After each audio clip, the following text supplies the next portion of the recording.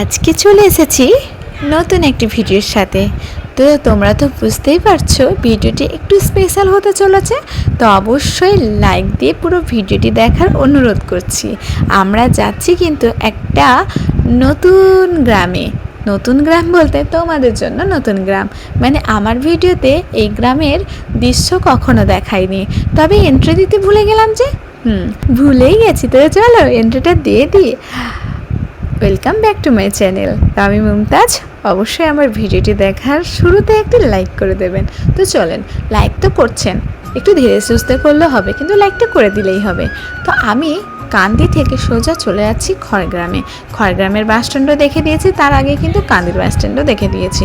কথার মাধ্যমে কিন্তু সেটা আর বলা হলো না। তো তোমরা দেখে নিশ্চয়ই বুঝতে পেরেছো, আর যারা বুঝতে পারোনি তারা কিন্তু এই কান্দির বা খড়গ্রামের না, তার জন্য সেটা মুখে বলে দিলেই চলবে।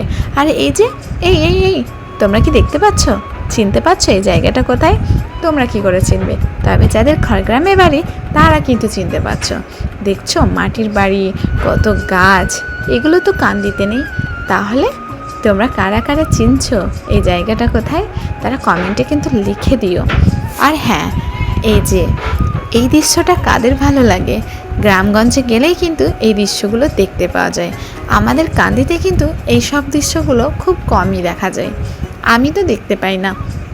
তো এই যে আমরা আমাদের মানে গ্রামের বাড়িতে প্রবেশ করছি।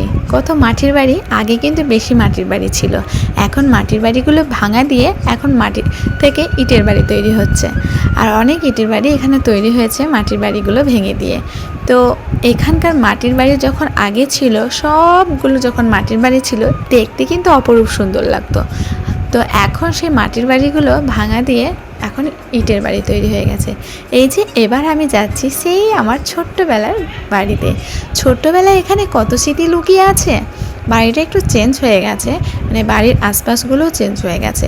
সব কিন্তু মাটির ছিল, রাস্তাও মাটির ছিল।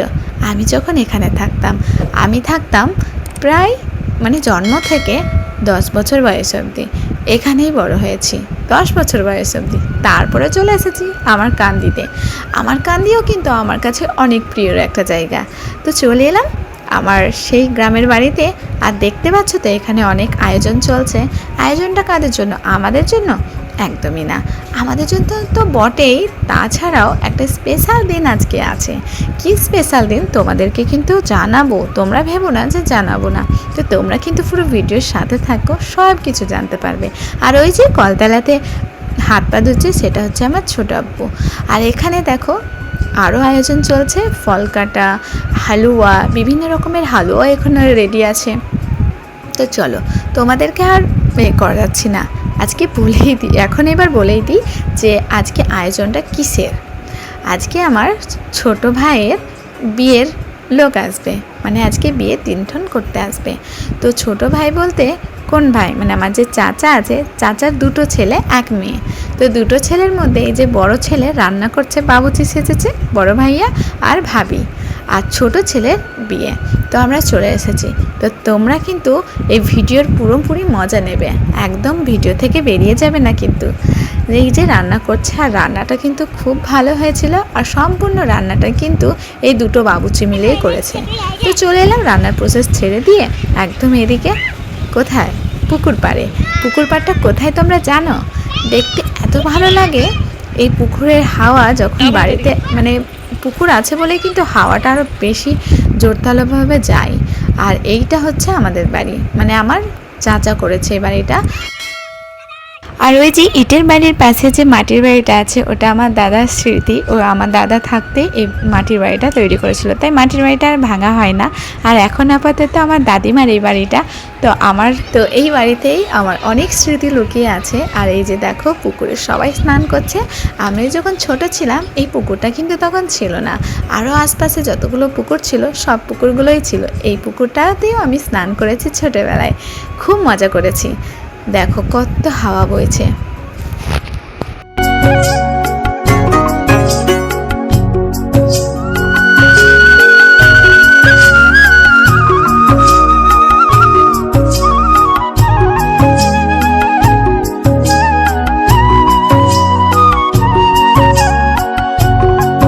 হাওয়া তো অনেক খেলাম, চলো এবার খাবারটাও খেয়ে নিই।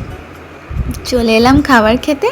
তো এটা হচ্ছে 10:30 থেকে 11টার খাবার, আমরা পৌঁছেছিলাম 10টার মধ্যে।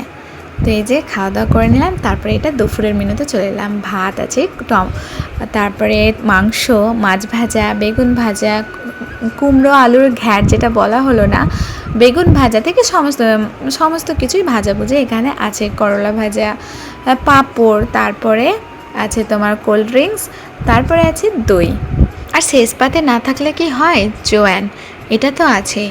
আর এই যে পাশের বাড়ি একটা কিউট পাড়া একটা মেয়ে, যেটা আমাদের মামুনি হচ্ছে, মানে বিটি বলি যাকে। গ্রামে কিন্তু এটা বিটি ডাকটা খুব প্রচলিত, তোমরা যারা গ্রামে থাকো তারা কিন্তু অবশ্যই জানতে পারছো। এই যে মুসুর ডাল, প্রথমে তো ভাত দিয়ে দিল, তারপর মুসুর ডাল দিয়ে দিল। আর হ্যাঁ, এখানে ক্যামেরা করতে অনেক লজ্জা করছিল, কেন বলো তো, এমনিতেই গ্রাম, তাতে আবার অনেকগুলো লোক, এর মাঝে কিন্তু ক্যামেরা করা খুব টাফ। তো এই যে এটা কি দিচ্ছে জানো তো, ডাল দিয়ে দিল, মুসুরের ডাল, তারপরে দিল কুমড়ো আলুর ঘ্যাট। এটা কিন্তু গ্রামে খুব বেশি মানে কোনো একটা অনুষ্ঠান হলে এই জিনিসটা করে, কুমড়ো আলুর ঘ্যাটটা। তারপরে যেহেতু ভাজাভুজি ছিল সব দিয়ে দিল, তারপরে দিয়ে দিল মাংস। আর মাংসটা কে মিলাচ্ছে, তোমরা কি বুঝতে পারছো, আইডিয়া করতে পারছো? না, পারছো না, পারলে না তো না পারারই কথা। ওটা হচ্ছে যে শ্বশুরমশাই হবেন, মানে মেয়ের বাবা, উনি এসেছিলেন আর উনিই পরিবেশন করে দিয়েছেন যাতে কোনো রকম সমস্যা না হয়। তো এতটাই ভালো মানুষ উনি, নিজে থেকেই করেছেন। তো তারপরে আমরা খাওয়া দাওয়া করে নিলাম, সেটা তোমাদেরকে দেখালাম।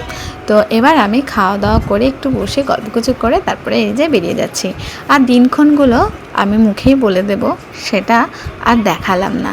দিনক্ষণটা হচ্ছে সামনের বকরিদের পরে সামনের মাসে বিয়ে। তো বিয়ের ডেটটা অবশ্যই তোমাদেরকে জানিয়ে দেওয়া হবে, আর যখন যাব তখন তো ব্লগ দেবই, আর তোমরা সবই জানতে পারবে কবে। তো এই গ্রামটি কেমন লাগলো তোমরা সবার আগে কমেন্টটা করবে। আমার তো খুব প্রিয় একটা জায়গা, মানে গ্রাম বলতে আমার এই দেশের গ্রামটাই আগে আসে। তো তোমরা অবশ্যই যারা খড়গ্রাম থেকে, তারা অবশ্যই কমেন্টে জানাবে তোমরা খড়গ্রাম থেকে বলছো কি না, আমার ভালো লাগবে। তো চলো, ভিডিওটি এত দূরে, আবার দেখা হবে পরের কোনো ভিডিওতে। এখন আমরা বাড়ি চললাম, টাটা, আসসালামু আলাইকুম।